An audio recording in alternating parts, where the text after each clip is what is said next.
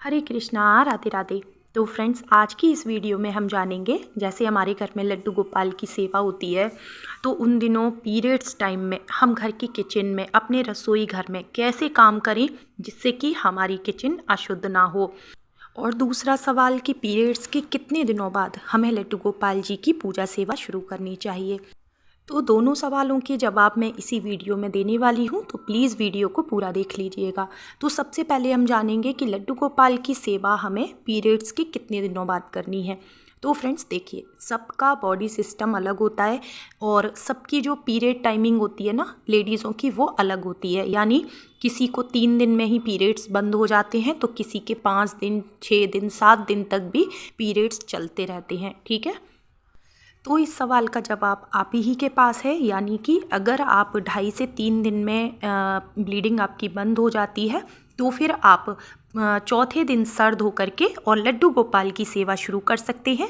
और जो भी बड़े भगवान हैं, 5वें दिन से आप उनकी पूजा शुरू करेंगे। ठीक है, और वहीं अगर 5-6 दिनों तक आपको ब्लीडिंग रहती है, तो आप 7वें दिन से सर धो के पूजा शुरू करेंगे। ठीक है, उम्मीद करती हूँ कि आपको इस सवाल का जवाब मिल गया होगा।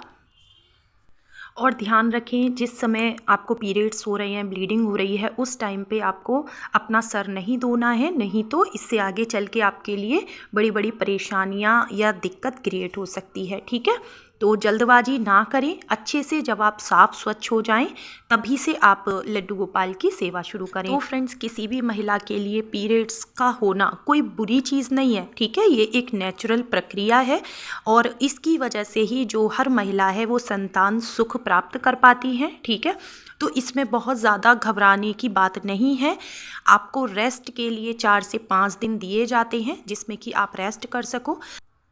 तो इन दिनों में आपको कोई भी विग्रह सेवा शारीरिक रूप से नहीं करनी है, मानसिक रूप से आप भगवान की सेवा करें और नाम जाप करें।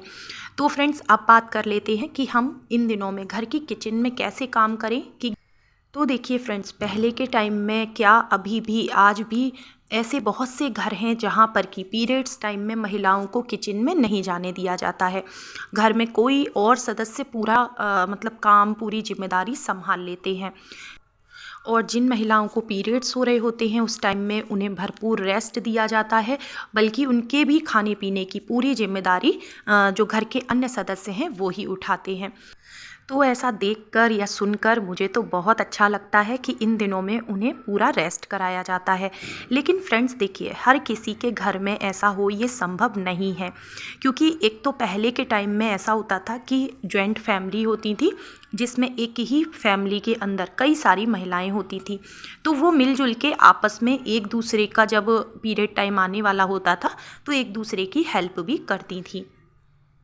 लेकिन आजकल न्यूक्लियर फैमिलीज़ हैं, यानी कि बहुत छोटे छोटे परिवार हैं, यानी कि हस्बैंड, वाइफ और बच्चा। अब हस्बैंड को इतने नियम नहीं करने हैं, ऑफिस भी देखना है, बच्चों को अपनी पढ़ाई भी देखनी है। अब रह गई केवल महिला घर की, तो वो ऐसा नहीं कर सकती कि वो 4 से 5 दिन बिल्कुल काम छोड़ के अलग बैठ जाएं। संभव ही नहीं है, क्योंकि उनकी जगह पर कोई है ही नहीं घर में काम संभालने वाला। तो अब ऐसे में हम क्या करें। तो फ्रेंड्स देखिए, जब भी कोई बड़ी पूजा होती है, तो आपने देखा होगा हम लोग पूरा नया सामान लेकर के आते हैं। जैसे नवरात्रे हो गए, या घर में सत्यनारायण भगवान की कथा है, या कोई और पूजा अनुष्ठान घर में हो रहा है, तो किचन में यूज़ करी हुई कोई भी चीज़ हम पूजा में इस्तेमाल नहीं करते हैं। और मैं तो आपसे हर बार ये भी कहती हूँ कि जो भी भगवान का भोग लगाने का सामान होता है, जैसे जो भी आप मेवा, मखाने, मिश्री, बताशे, जो भी आप भोग लगाते हैं, उन्हें आप घर के मंदिर में ही डब्बों में करके रखें। वो सामान आपको किचन में नहीं रखना चाहिए। इससे उस भोग प्रसाद की शुद्धता बनी रहती है, पवित्रता बनी रहती है, क्योंकि ना तो उसे कोई बिना नहाए टच करेगा, और ना ही गलती से पीरियड्स टाइम में उससे हाथ लगेंगे। और इसके अलावा जैसे आपके यहाँ आटा आता है, तो पहले ही आप आटा अलग निकाल के रख दें थोड़ा सा। मान लीजिए किसी दिन आपको घर में ही सत्यनारायण भगवान की कथा करनी है, पंजीरी बनानी है, तो साफ़ आटा आपके पास अलग रखा है।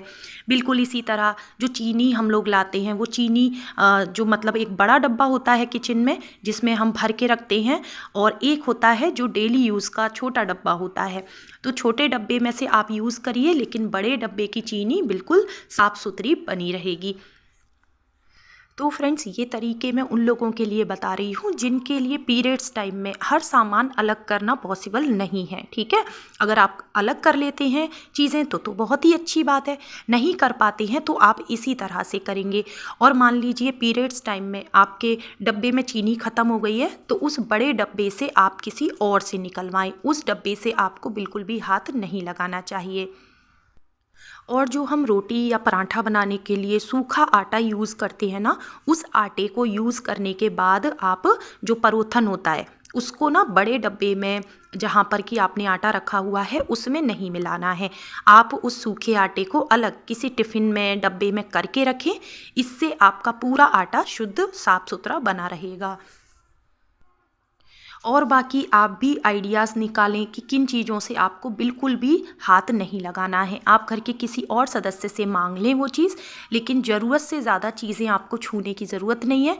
और जब आपके पीरियड्स ठीक होंगे, ठीक है, जब आप 4th डे या 5th डे आप अपना हेड वॉश करेंगे, सर धोएंगे, उस दिन आपको पूरे घर की, पूरे किचन की अच्छे से साफ़ सफाई ज़रूर से करनी है।